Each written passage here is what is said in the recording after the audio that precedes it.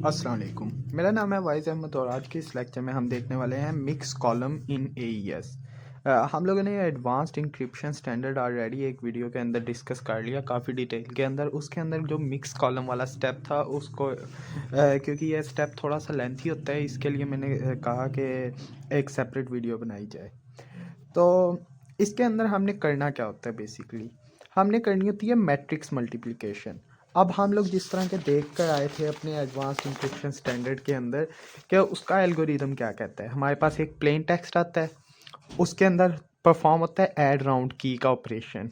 ठीक है, add round की के ऑपरेशन के अंदर क्या करते हैं, सिंपल हम लोग एक्सॉर ले रहे होते हैं अपने प्लेन टेक्स्ट का। जो सा करंट स्टेट है ना, हमारी करंट स्टेट वो किस टाइप की होती है, जैसे सी अभी अभी हम लोगों ने देखी है, इस तरह की होती है। मतलब 4x4 मैट्रिक्स के फॉर्म के अंदर हम लिख रहे होते हैं इसे। ठीक है, तो जो हमारी करंट स्टेट होती है वो और जो हमारी की होती है वो भी 4x4 मैट्रिक्स के फॉर्म के अंदर ही होती है। उन दोनों का हम लेते होते हैं एक्सॉर। ठीक है, ऐड राउंड की वाले स्टेप के अंदर। ये मैं एक दफ़ा रिवाइज करवा रहा हूँ पूरा एडवांस्ड इंक्रिप्शन स्टैंडर्ड का जो एल्गोरिदम है। उसके बाद हमारे पास आता है फर्स्ट राउंड। ठीक है, फर्स्ट राउंड के अंदर हम क्या करते हैं, पहले सब बाइट परफॉर्म करते हैं, एस बॉक्स से लुकअप टेबल से देखकर वैल्यूज़ पुट कर रहे होते हैं। ये ऑलरेडी उस वीडियो के अंदर हमने डिस्कस कर लिया कि किस तरीके से करते हैं। उसके बाद शिफ्ट रोज वाला स्टेप परफॉर्म कर रहे होते हैं, जिसके अंदर लेफ़्ट शिफ्टिंग कर रहे होते हैं, 1 2 3 लेफ़्ट शिफ्ट इस तरह करके। थर्ड स्टेप जो सा आता है हमारे पास हर राउंड के अंदर, वो होता है मिक्स कॉलम। ये हमारे पास राउंड 1 से लेके राउंड 9 तक आएगा। मिक्स कॉलम का स्टेप जो सा होता है वो राउंड 1 से लेके राउंड 9 तक आएगा, और 10th राउंड के अंदर हमारे पास ये वाला स्टेप स्किप होता है। ठीक है, तो अब मिक्स कॉलम के स्टेप के अंदर होता क्या है वो हमने देखना है। राउंड की ऐड राउंड की एक्सॉर हुआ, एक्सॉर होके वही 4x4 मैट्रिक्स ही आउटपुट आया है जो हमारे पास सब बाइट के अंदर आया। सब बाइट से भी 4x4 मैट्रिक्स आया, शिफ्ट रोज के अंदर आया, शिफ्ट रोज से भी सब बाइट 4x4 का मैट्रिक्स आया, वो हमारे पास जाता है मिक्स कॉलम के अंदर। अब मिक्स कॉलम वाले स्टेप के अंदर वो जो हमारा करंट मैट्रिक्स होगा वो आया, ये हमारे पास करंट स्टेट मैट्रिक्स। ठीक है यानी कि जो हमारे पास अब शिफ्ट रोज का आउटपुट आया वो वाला हमारे पास टेक्स्ट ये होगा।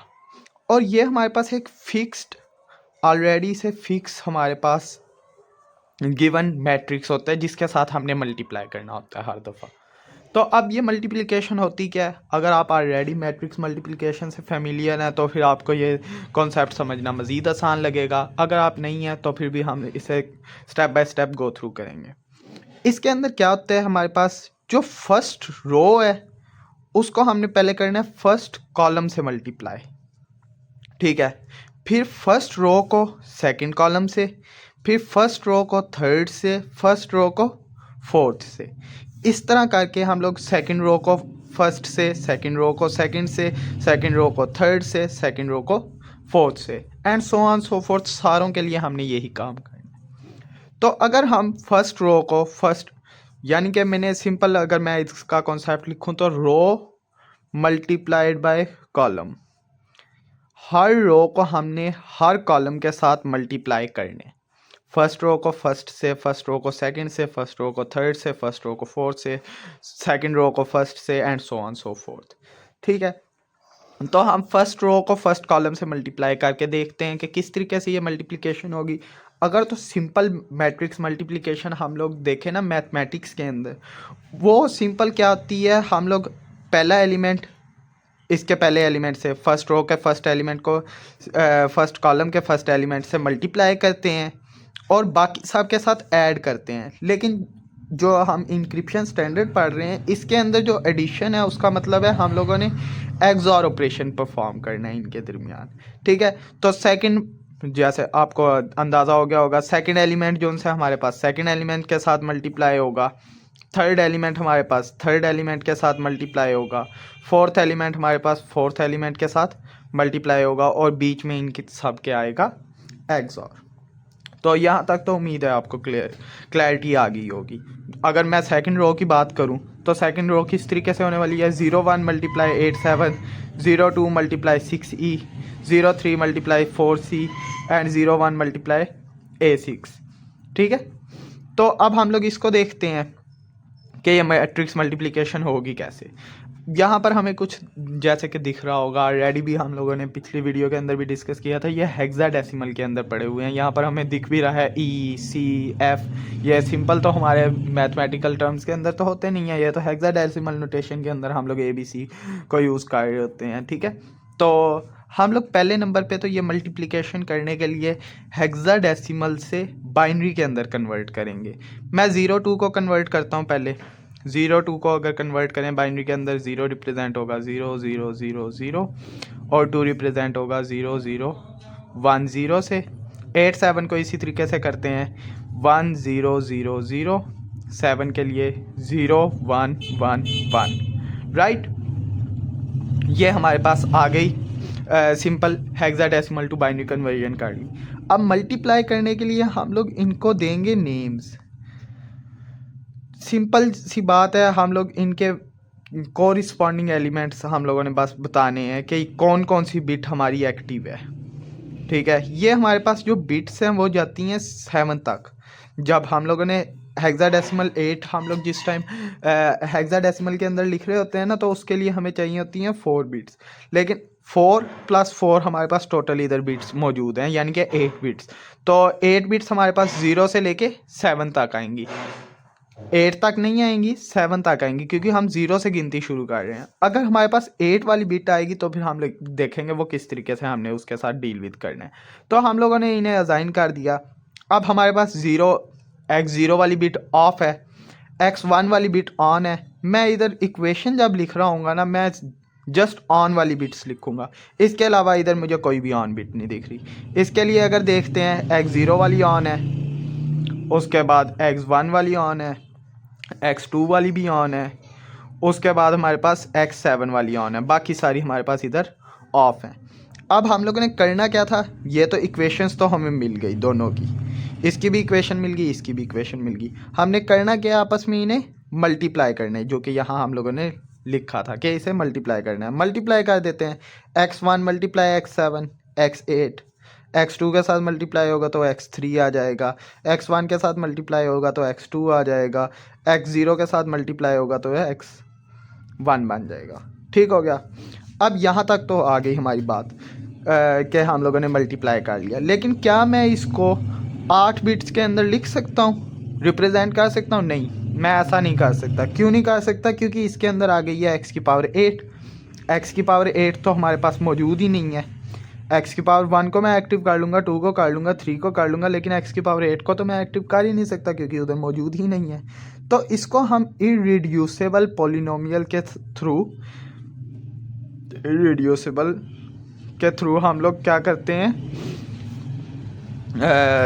चेंज कर देते हैं। वो क्या कहते हैं, हमें x8 की जगह पर लिख दो x4 + x3 + x1 + 1, ठीक है। ये हमारा इररिड्यूसिबल पॉलिनोमियल होता है। इसकी मदद से मैंने इसको कर दिया रिप्लेस। मैं इधर लिख देता हूँ x4 + x3 + x1 + 1, और ये सारी चीज़ें से एज इट इज़ हमारे पास आ जाएंगी, x3 + x2 + x1। x3 हमारे पास x3 से कैंसिल हो गया, x1 से कैंसिल हो गया, जो जो सेम होंगे उन्हें हम कैंसिल कर देंगे, बाकी जो रह जाएगा उसे लिख देंगे 1 + x2 + x4। अब जो सा हमारे पास 1 होता है वो हमारे पास सिंपली अगर हम लोग इसको लिखें तो फिर x⁴ को हम लोग 1 के इक्वल रख रहे होते हैं। x⁴ हो जाए, किसी भी चीज़ की पावर 0 हो, वो 1 ही होता है ना हमारे पास। तो x⁴ हमारे पास क्या हो गया, 1। ये वाली हमारी x⁴ वाली बिट हो गई। x2 और x4 हमारे पास एक्टिव है, तो हम लोग लिख लेते हैं x0 वाली बिट ऑन, x1 वाली बिट ऑन है नहीं, x1 वाली तो नहीं है हमारी इक्वेशन के अंदर, जो जो इक्वेशन के अंदर होगी। x2 वाली ऑन है जी, हमारे पास ऑन है ये भी। उसके बाद x3 वाली नहीं, x4 वाली यस, x5 6 7 वाली नो। तो ये हमारे पास पहले का आंसर आ गया, जो कि है 1 5। अब यही प्रोसीजर हमने बाकियों के लिए करना है। 0 3 × 6 ही करेंगे, ठीक है। तो इसको मैं जल्दी जल्दी करके दिखा देता हूँ आपको। 0 3 है हमारे पास एंड 6 ई है हमारे पास। 0 0 0 0 0 0 1 1 0 1 1 0 1 1 1 0। अब इसके लिए भी हम लोग मल्टीप्लिकेशन उसी तरीके से करेंगे। ये इक्वेशन बन गई मेरे पास x1 प्लस x0, या इसे ऐसे भी लिख सकते हैं आप, it is also equivalent to x1 plus 1। उसके बाद ये हमारे पास इक्वेशन बन गई x6 plus x5 plus x3 plus x2 plus x1। जिस तरह आप प्रैक्टिस करेंगे आप मज़ीद आसानी से इनको इक्वेशंस को ड्राइव करना सीख जाएंगे। ठीक है, अब मुझे डायरेक्टली मैंने जिस तरह लिख दिया, ये x1 है, x2 है, x3 है, x5 है, x6 है। ठीक है, इस तरह आपको भी अंदाज़ा हो जाएगा। वरना इनिशली आप इस तरीके से अपना लिखें और जो जो एक्टिव हैं उनको लिखते जाएं तो फिर तब भी आप लिख सकते हैं। अब इसकी मैंने मल्टीप्लिकेशन करनी है, वो मैं कर लेता हूँ। x7 plus x5 plus x4 plus x3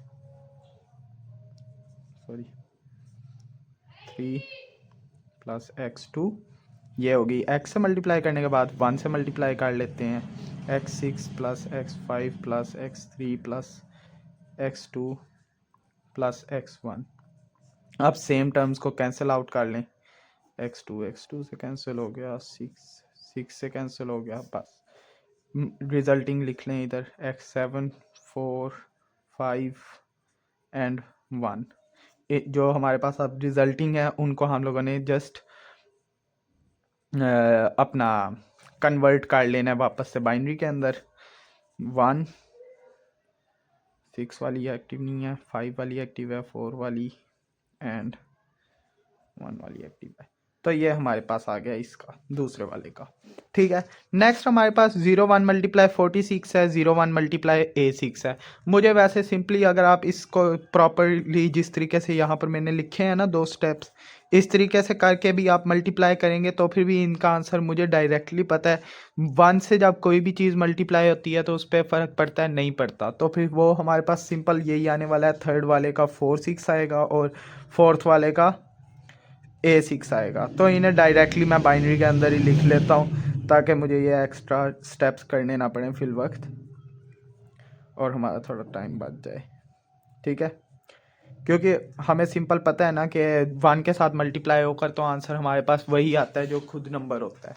ठीक है, अब हमारे पास 4 बाइनरी स्ट्रीम्स आ गई, 1 2 3 और 4।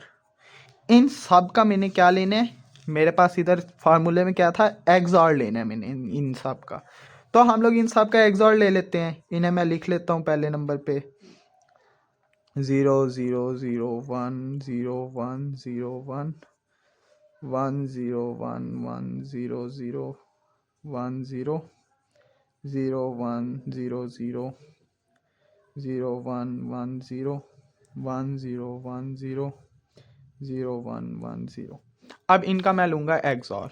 ठीक है, एक्सऑर ऑपरेशन क्या कहता है, अगर दो सेम है तो फिर हम लोग लिखते हैं 1, अगर दो डिफरेंट हैं तो हम लोग लिखते हैं 0। सॉरी, दो सेम है तो हम लिखते हैं 0 और अगर दो डिफरेंट है तो हम लिखते हैं 1। तो 1 एक्सऑर 0 जो कि हमारे पास डिफरेंट है, तो फिर इसको हम लिखेंगे 1 एक्सऑर 0। लिखा हम लोगों ने, क्योंकि ये वाला 1 है ना, जो आउटपुट आया उसको एज इनपुट इधर लेकर चलें। 1 एक्सऑर 0 हमारे पास फिर से आया 1, फिर से 1 एक्सऑर 0 हमारे पास आया 1। डिफरेंट आएंगे तो फिर 1 हम लोग लिखते जाएंगे और सेम आएंगे तो हम 0 लिखते जाएंगे। 0 XOR 1 1, 1 XOR 1 0, 0 XOR 1 1, 1 XOR 0 1, 1 XOR 1 0, 0 XOR 1 1। उसके बाद 0 एक्सऑर 0 0, 0 एक्सऑर 0 0, 0 एक्सऑर 0 0। उसके बाद 1 एक्सऑर 1, क्योंकि सेम है तो फिर हम लोग इसको लिखेंगे 0 0 एक्सऑर 0 0, 0 एक्सऑर 0 0। उसके बाद 0 XOR 1 1, 1 XOR 0 1, 1 XOR 1 0, 0 XOR 0 0, 0 XOR 1 1, 1 XOR 0 1, 0 XOR 1 1, 1 XOR 0 1, 1 XOR 1 0। ये हमारे पास रिप्रेजेंट होगा 4 से और ये रिप्रेजेंट होगा हमारे पास 7 से। तो फर्स्ट रो फर्स्ट कॉलम का हमारे पास आंसर आ गया R1 multiplied by C1, R1 C1, first row first column. अब फर्स्ट रो सेकंड कॉलम का अगर आता तो फिर R1 C2 यहाँ पर आ जाता। हम लोग अब इसको देखते हैं। जो मेरे पास फर्स्ट आंसर आया वो मैंने प्लेस कर दिया इधर R1 C1, ठीक है। इसी तरीके से R1 C2 अगर आता तो यहाँ पर हम प्लेस कर देते R1 C3, यानी कि जिस जिस कॉलम के साथ मल्टीप्लाई करते जाएंगे। उसके बाद यहाँ पर अगर हम लोग देखें तो R2 C1, यानी कि सेकंड रो को फर्स्ट कॉलम के साथ हमने मल्टीप्लाई करना है। सेकंड रो को अगर हम फर्स्ट कॉलम के साथ मल्टीप्लाई करेंगे उसका आंसर जो सा होगा वो हम लोग वहाँ पर प्लेस कर देंगे। तो इस तरीके से हमने स्टेप बाय स्टेप सारे मल्टीप्लिकेशन, सारी रोज़ को सारे कॉलम्स के साथ मल्टीप्लाई करना है और हमारा जो जो आंसर आता जाएगा हम प्लेस करते जाएंगे। अभी फिल वक्त हमने इस लेक्चर के अंदर जो R1 C1 वाला स्टेप था वो देखा है, यानी कि फर्स्ट रो को फर्स्ट कॉलम के साथ मल्टीप्लाई करके जो आंसर हमारा 4 7 आया था वो ये था। ये हम लोगों ने इसके अंदर प्लेस कर दिया। बाकी इसी तरीके से बिल्कुल एग्जैक्टली यही मेथड फॉलो करते हुए आपने बाकी सारा टेबल फिल कर लेना है। यानी कि हम लोगों ने इसी तरीके से मल्टीप्लिकेशन करनी है और फिर उसके बाद हम लोगों ने एक्सऑर निकाल लेनी है, ठीक है। तो इस तरीके से हमारा जो मिक्स कॉलम वाला स्टेप है वो कंप्लीट हो जाएगा। जब इस तरह करके हमारा मिक्स कॉलम वाला स्टेप कंप्लीट हो जाएगा। जब मिक्स कॉलम वाला स्टेप कंप्लीट हो जाता है तो ये हमारे पास आ गया आउटपुट। कह लें ये हमारे पास जो सा ये मैट्रिक्स है ये हमारा आ गया आउटपुट, ठीक है। इस आउटपुट को अब हम फीड कर देते हैं ऐड राउंड की के अंदर, यानी कि ऐड राउंड की के अंदर एक्सऑर वाला ऑपरेशन करना होता है, जो कि हम लोग ऑलरेडी AES वाली वीडियो के अंदर समझ चुके हैं, जो पहले मैंने ऑलरेडी अपलोड कर दी है, ठीक है। तो उसके अंदर हमने समझा था ऐड राउंड की में क्या होता है, जो हमारा करंट मैट्रिक्स होता है उसको एक्सऑर करते हैं करंट की के साथ। जो हमारी इस राउंड की होती है ना उसके साथ हम लोगों ने एक्सऑर करना होता है। तो फिर इस वाले मैट्रिक्स को हम सिंपल एक्सऑर कर लेंगे।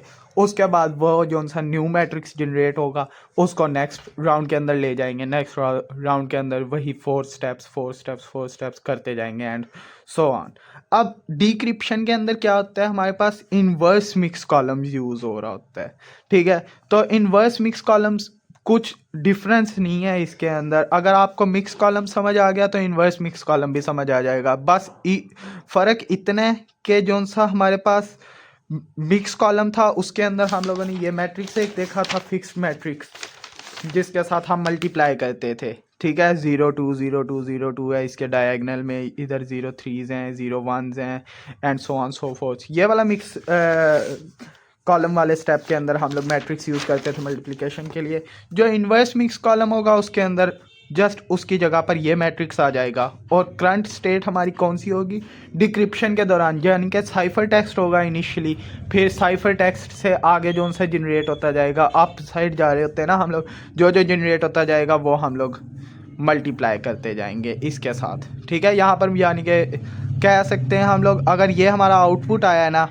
ये वाला हमारे लिए इधर इनपुट होगा और मल्टीप्लाई करेंगे तो हमारा जो आउटपुट जनरेट होगा वो ये जनरेट हो जाएगा, यानी कि करंट स्टेट वापस से आ जाएगी हमारे पास जो सी हम लोगों ने जनरेट की थी उस स्टेप के अंदर, ठीक है। इसके थ्रू हम लोग आउटपुट जनरेट कर रहे हैं। जब इन्वर्स कर रहे होंगे तो फिर हमारे पास जो आउटपुट जनरेट हुई है उसके थ्रू हम लोग करंट स्टेट करते जाएंगे और करंट स्टेट आ गई मतलब हमारे पास जो टेक्स्ट था वो हमारा डिक्रिप्ट हो गया। तो ये सारा मिक्स कॉलम का स्टेप था। Mix column and inverse mix column के अंदर हम लोग क्या करते हैं, किस तरीके से हम लोग कार्य होते हैं। अगर आपको कोई कन्फ्यूजन हो तो आप कमेंट्स के अंदर पूछ सकते हैं। That's it. ओके, अल्लाह हाफिज़।